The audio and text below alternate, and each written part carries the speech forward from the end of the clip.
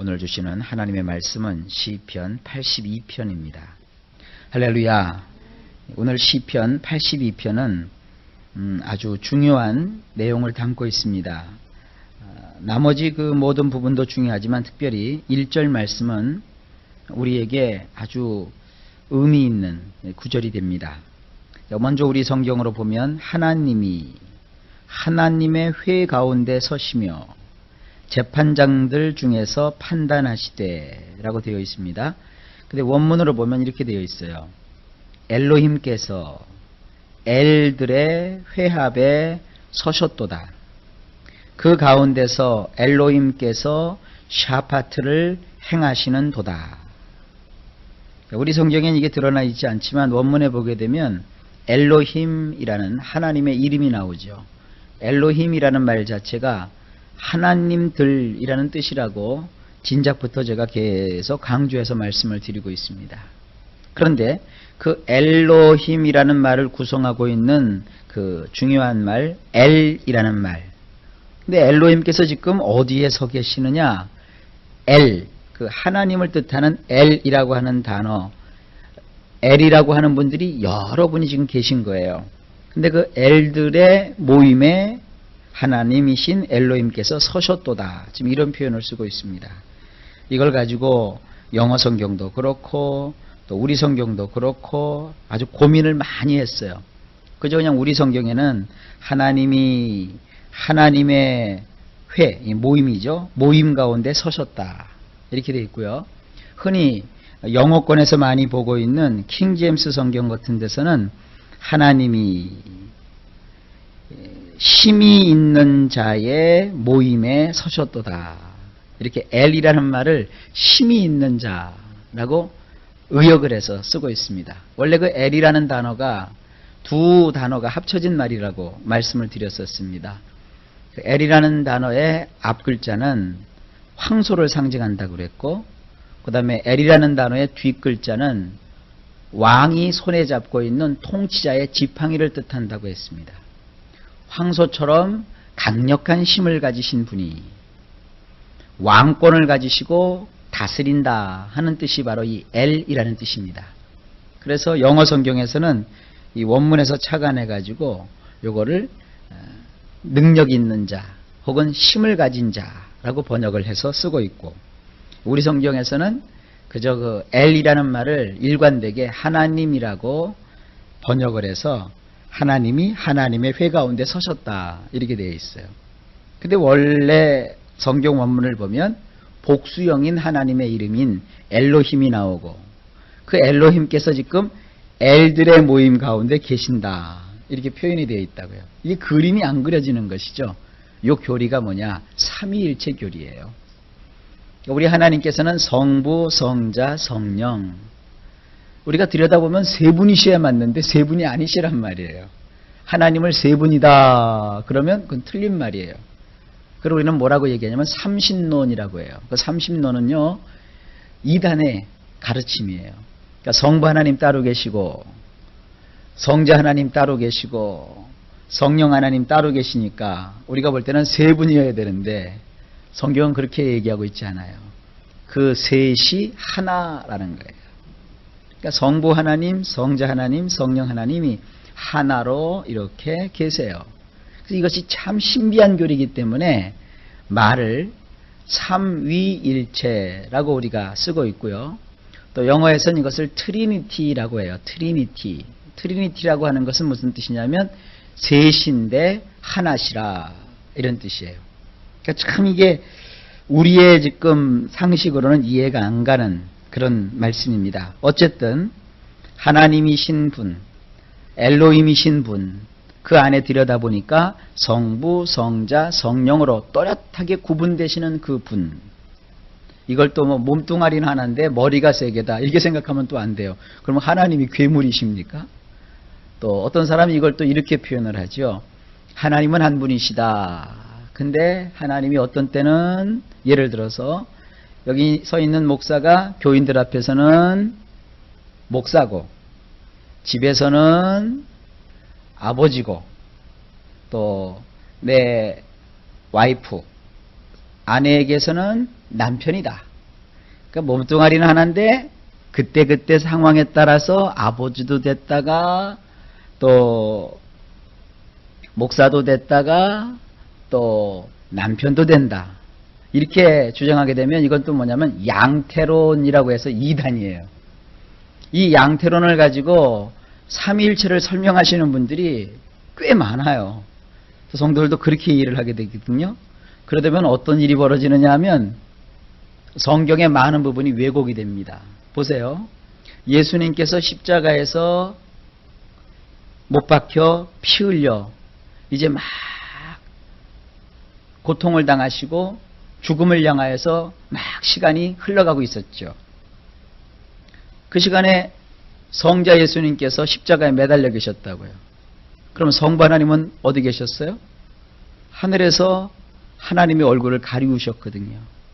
그리고 정오가 되자 온 세상이 캄캄해져 가지고 온 세상에 어두움이 임했다고요. 그러면서 3시쯤 되자 성자 예수님께서 성부 하나님을 바라보며 나의 하나님 어찌하여 나를 버리시나이까 이렇게 주님이 말씀하셨다고요. 그 장면이 해석이 안 돼요.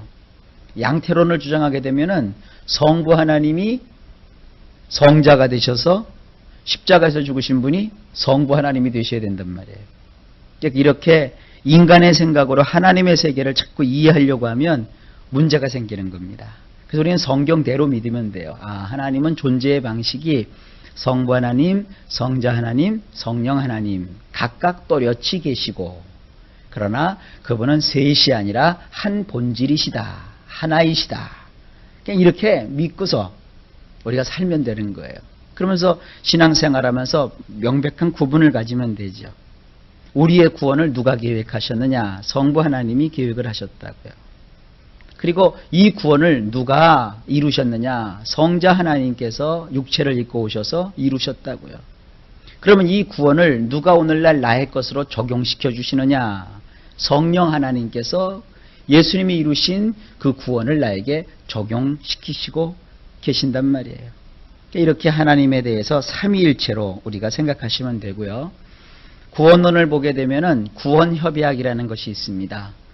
우리의 구원을 이루기 전에 하나님의 시간 속에 영원한 세계에서 성부, 성자, 성령 하나님이 회합을 가지세요.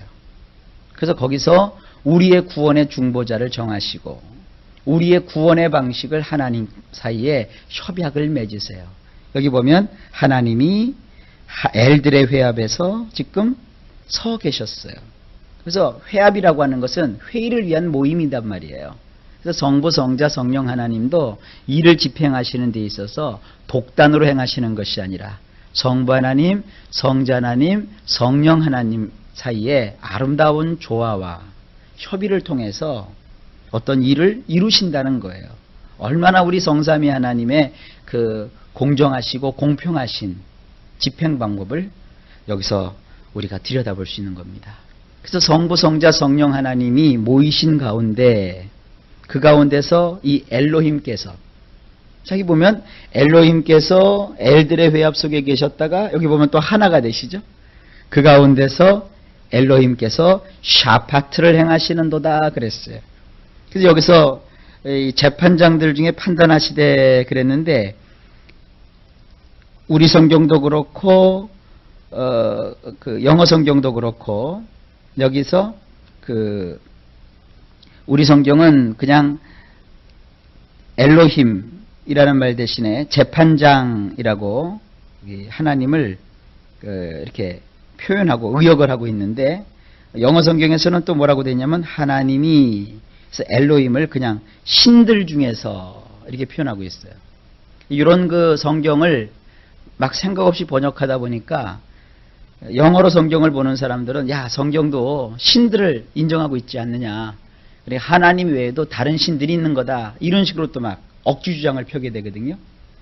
그래서 성경을 볼 때는 아주 신중하게 봐야 되는 것입니다.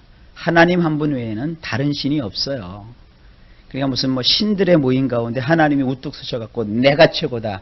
이런 식으로 여러분 이해하시면 안 됩니다. 오늘 이 본문에서는 영어 성경으로도 말고 우리 성경으로도 말고 히브리 원문대로 이 성경을 봐야 됩니다. 그러면 여기서는 어떻게 되어 있느냐? 이 샤파트를 행하신다는 거예요. 우리 성경은 다 이 샤파트를 판단하다, 재판하다, 무슨 법적 용어로만 해석하고 있는데 이 샤파트라는 말은요, 법적인 용어도 되지만 왕이 사법, 입법, 행정, 그 모든 그 국가의 기능을 공평하게, 아주 균등하게 다스리고 집행하는 것을 샤파트라고 하는 거예요. 그래서 하나님께서는요, 성부, 성자, 성령 하나님 가운데 정하신 대로, 그 하나님께서 협약하신 대로 모든 일들을 아주 공정하고 공평하고 합당하고 아름답게 균형 잡히게 하나님이 이를 집행하신다는 그런 뜻을 1절에서 가지고 있어요. 이거 외에도 뭐 몇 시간을 이 1절만 가지고도 얘기해도 얘기할 게 참 많아요. 참 깊은 얘기죠. 그런데 왜 이 시편 기자가 지금 이 말씀을 하고 있는 것이냐. 2절부터 보면 그 내용이 나와요. 하나님은 이렇게 모든 것을 협력하시고 합력하셔서 모든 것을 공평하게 아름답게 균형 있게 행하신다. 그러니 너희도 이런 하나님을 본받아서 왕은 왕대로 세상을 그렇게 다스려야 되는 것이고, 지도자는 지도자들 나름대로 삶을 살아야 되는 것이고, 백성들은 백성들답게 이렇게 공평한 통치와 샤파트를 베풀어야 된다 하고 지금 이 시편 기자가 짤막하지만 여기서 교훈하고 있는 것입니다. 자, 1절은 하나님의 이야기라 하면 2절부터는 이제 우리들의 삶의 이야기입니다. 2절을 봅니다. 너희가 불공평한 판단을 하며 악인의 낫보기를 언제까지 하려느냐. 원문을 보면 이렇습니다. 언제까지 너희들은 옳지 않게 샤파트를 하여 사악한 자들이 그 낯을 치켜들게 하겠느냐. 여러분, 이런 꼴을 보면 이 땅에서 살기가 싫지요. 이 땅에서 살기가 어렵고 더 좋은 나라인 줄 알고 미국을 갔더니 미국을 가도 미국에 살기가 더 어려운가 봐요. 이번에 버지니아 그 사건을 일으켰던 참 안타까운 일도 있었는데, 더 안타까운 것은 그 큰 범죄를 저질렀던 그 죽은 자가 아주 정말 못됐고 나쁘고 괘씸한 놈이라면 마음이 덜 아프죠. 세상에 우리나라에서요, 8살 때 미국을 건너갔잖아요. 영어를 한마디도 못했잖아요. 그런데 그 미국 애들이 다니는 학교에 들어가 가지고요, 다른 민족 아이들과 섞인 상태에서 공부를 했는데 보통 애들이 그 영어 과정을 마스터하려면 2년 정도가 걸린대요. 근데 이 아이는요, 6개월인가 7개월 만에 그 과정을 다 끝냈대요. 뭐 천재죠, 천재. 수재죠. 그 어려운 영어를 그냥 불과 아무것도 모르고 간 꼬맹이가 6, 7개월 만에 다 뛴 거예요. 그리고 수학은 굉장히 잘했대요, 정말. 그리고 뭐 그 누이도 굉장히 수재더라고요. 뭐 하버드 대학인가를 나오고요. 그런데 미국 생활에서 그가 견디지를 못한 거예요. 뭔가 인생을 살면서 공평하지 못한 일을 겪게 된 것이죠. 그 미국이라는 나라는 우리같이 단일민족 국가 아니라 다중민족이 섞여서 사는 합중국이거든요. 거기서는 사람 정말 잘못 만나면요, 왕따를 시키는데 우리나라 학교에서 왕따는 저건 왕따도 아니에요. 인종적 차별이나 이런 걸 통해 갖고 이 어린 마음 속에 어떤 그 인생의 불을 품게 된 것이죠. 실제로 그 사건 내막을 쭉 들여다보고 심리적으로 그의 상태를 가만히 생각을 해보면 바로 이거예요. 옳지 않게 뭔가가 있었어요. 그러한 것에 대해서 그가 불만을 가지게 되고 그것이 병증으로 나타나게 되고 이제 그러한 엄청난 일들이 자행되게 된 것이죠. 당장 볼 때는 그 사건 하나가 끔찍하지만 그 끔찍한 사건이 있기 전에는 벌써 수년 동안에 걸친 뭔가가 그의 인생을 누르고 있었던 것이죠. 그러니까 우리나라가 싫다고 미국 가도 사실은 별게 없는 거예요. 그래서 하나님께서 오늘 이렇게 말씀하고 계시는 거예요. 지도자들이 옳지 않게 샤파트를 하게 되면 악한 자들이 오히려 그 낯을 치켜들고 다닌다는 거예요. 여러분 생각해 보세요. 악을 행한 자가, 나쁜 일을 행한 자가 고개를 푹 숙여도 지금 시원찮은데 고개를 빳빳하게 들고 얼굴을 쌩쌩거리고 막 돌아다닌다고 생각해 보세요. 그 얼마나 분통이 터지는 일일까요? 근데 그런 일들이 인간 사회에 자행되고 있다는 거예요. 그러니까 하나님이 그걸 보시고 지금 콕 꼬집으셔갖고 말씀하고 계시는 겁니다. 언제까지 너희들은 옳지 않게 샤파트를 해서 하나님처럼 공정하게 해야 되는데 그 권한을 가진 자가 공정하게 행하지 않는 거예요. 돈 있다고 막 그 돈의 힘 가지고 돈 없는 사람을 윽박지르고, 경찰들이 이렇게 와도 말이죠, 돈 없고 못 배우고 옷도 허름하게 입은 사람들은요, 경찰들이 막 무시하고요, 막 위협적으로 하다가도 돈 있고 사회적으로 이름이 있고 옷도 좀 잘 입고 얼굴도 좀 멋있게 생기고 그러면요, 경찰들도요 그 사람들을 함부로 못해요. 그게 아니죠. 죄를 저질렀으면 배웠든 못 배웠든 가졌든 못 배웠든 또 못 가졌든 그 사람은 법에 의해서 공정하게 심판을 받도록 해주는 것이 경찰이 해야 될 일인데 그렇게 안 하잖아요. 그래서 사람들이 그런 걸 보면서 가슴을 치는 거죠. 세상에 정치하는 사람들도 마찬가지예요. 뭐 집권당이 잘못하니까 사람들이 집권당에 대해서 아주 그냥 고개를 설레 흔들죠. 처음에 집권당에게 표를 줬을 때는 국민들이 야, 좀 잘해봐라 그랬는데 영 하는 게 말이 아니거든요. 그러니까 사람들이 고개를 휙 돌려버렸어요. 그냥 그 집권당이 제대로 못하니까 반대적으로 집권을 하지 못했던 다른 당이 반대급부적으로 이익을 그동안 취했다고요. 이 사람들이 교만해졌어요. 지네들이 잘나서 백성들이 자기들에게 표를 주는 줄 알고 하도 기대했던 사람들이 못하니까 아주 신물이 나니까 그러면 뽑아줄 사람이 없어서 지네들을 뽑아준 줄 모르고 기고만장을 했잖아요. 그러니까 이번에 투표를 또 하면서 국민들이 어떻게 해요? 뭐 우리들이 니네들이 좋아갖고 뭐 니네들을 밀어줬는 줄 알아? 까불지 마. 그래서 이번에는 그냥 다 무소속들만 다 당선이 돼버렸잖아요. 이건 뭐예요? 세상 사람들도요 이 공평한 샤파트를 원하고 계시다는 거예요. 바로 이러한 말씀입니다. 힘을 가진 사람, 돈을 가진 사람, 권력을 가진 사람, 명예를 가진 사람은 하나님을 닮아야 되는 거예요. 하나님처럼 공평하게 샤파트를 할 수 있어야 되는 겁니다. 여러분 교회 생활하시고 신앙생활 하시다 보면 세월이 지나가고 신앙을 잘 가지다 보면 여러분이 지도자가 되셔요. 그러면 여러분들을 따르는, 또 여러분들을 보면서 하나님을 믿는 자들이 있다고요. 그럼 그분들에게 여러분들이 보일 수 있는 것은 뭐냐? 하나님과 같이 공평하게 모든 것을 샤파트 할 줄 알아야 되는 거예요. 교회에서도 이렇게 보면 말이죠, 참 가관도 아니에요. 이렇게 주일학교나 이런 거 할 때 선생님들을 이렇게 맡겨놓잖아요. 그러면 교육을 안 시키면 선생님들이 벌써 대번 편애를 해요. 아, 쟤는 아무개 장로님 아들이야. 쟤는 뭐 아무개 권사님 손자야. 그러니까 쟤한테는 잘해줘야 돼. 쟤는 엄마 아빠가 교회도 안 다녀. 쟤는 아주 가난해. 쟤는 공부도 못해. 선생님이 내쳐버려요. 그리고 자기가 이뻐하는 자들만 막 그렇게 사랑해주고, 그러지 않고 별로 시시하게 보이는 애들은 지가 이렇게 뒤로 물려버린다고요. 마음 같아서는 그런 교사들은 다 교사하지 마세요 하고 싶은 마음도 있어요.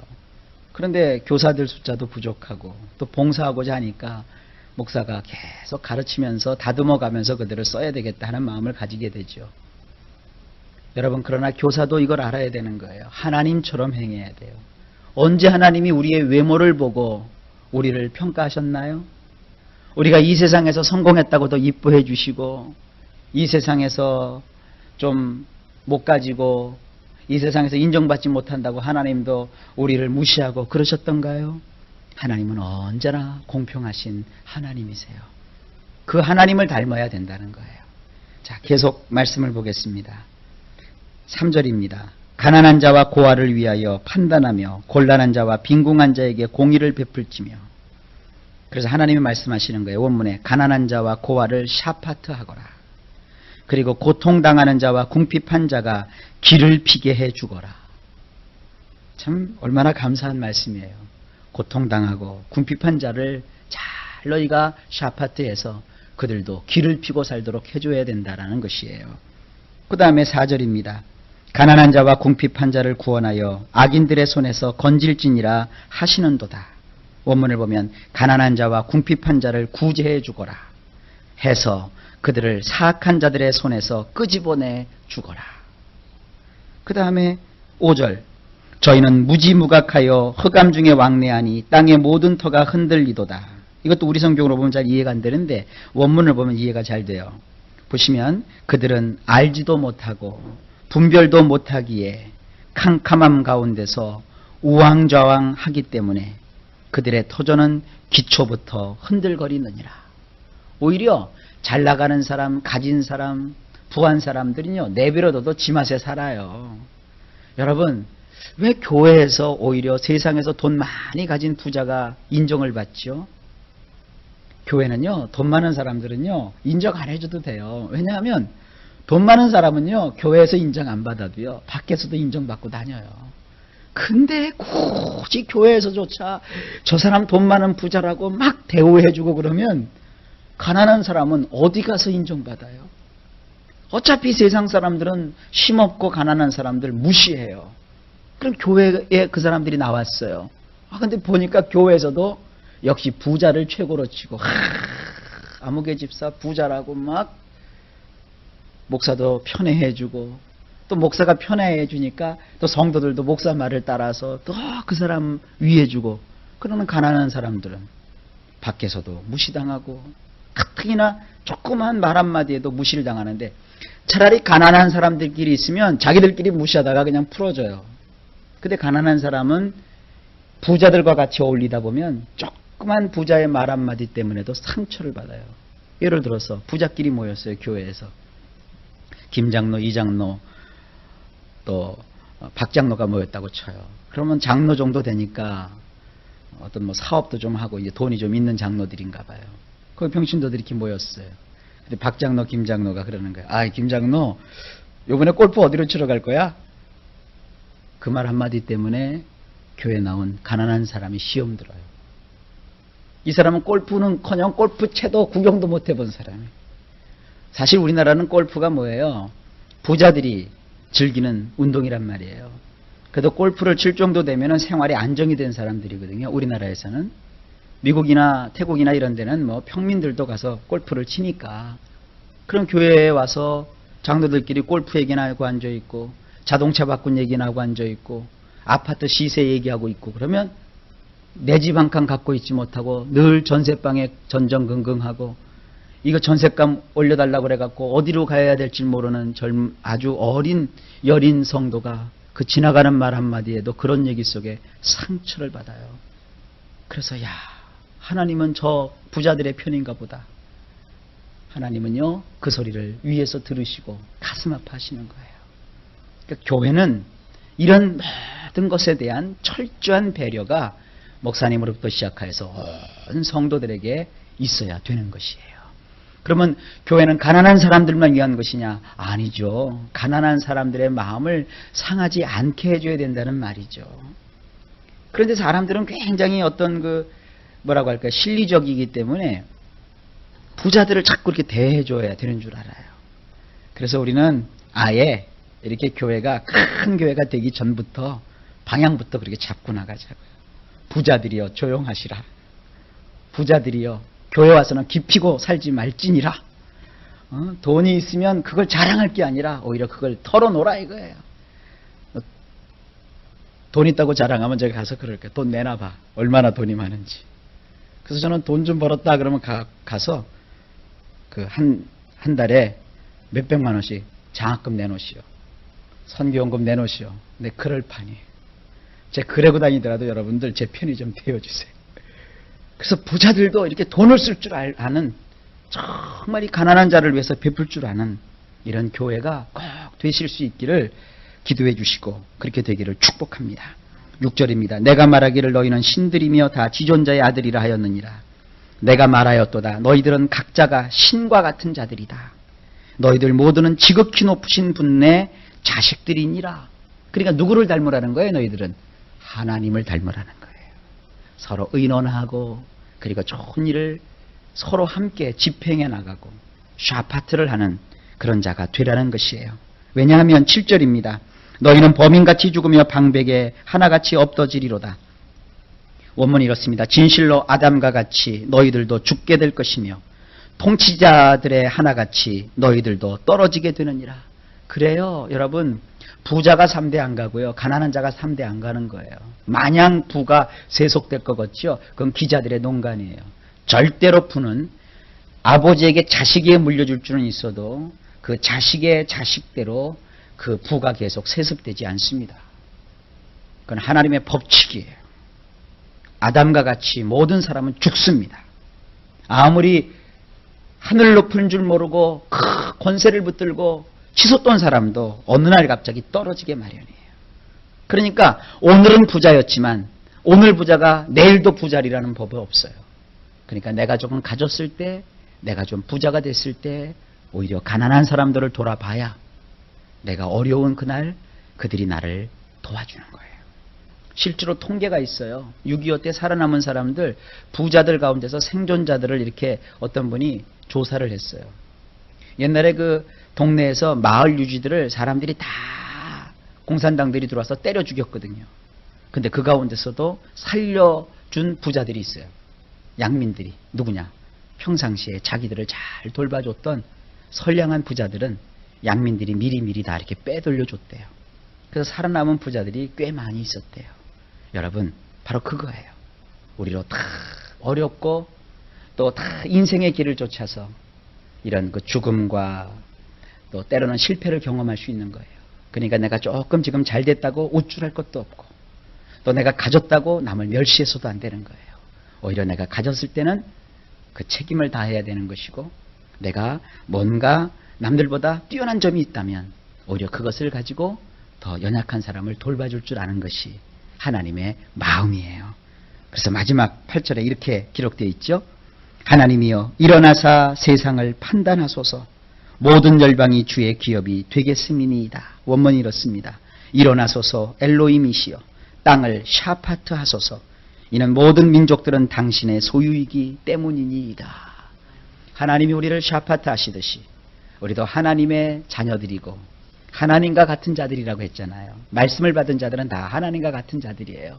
그래서 우리도 하나님처럼 공평하게 샤파트를 하는 그런 지혜로운 슬기로운 성도들이 되실 수 있기를 주의 이름으로 축복합니다.